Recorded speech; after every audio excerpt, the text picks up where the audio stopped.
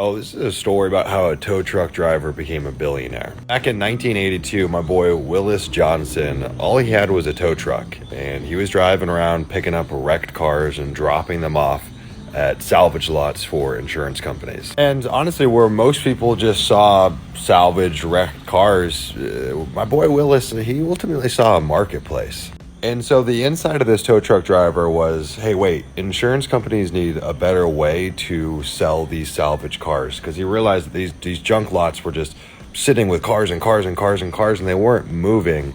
And so the insurance companies didn't really know what to do with them.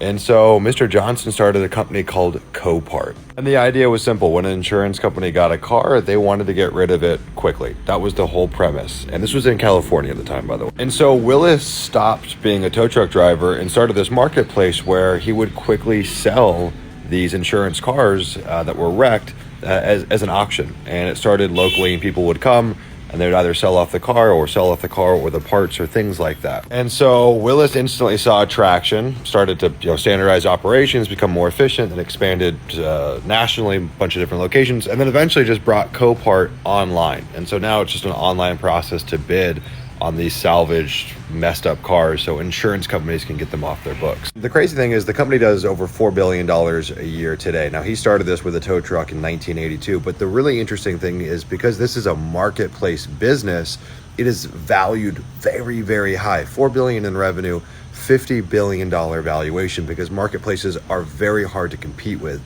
and you have an inherent moat in a marketplace business because you've got both sides. It's really, really hard for someone to come in and compete with that.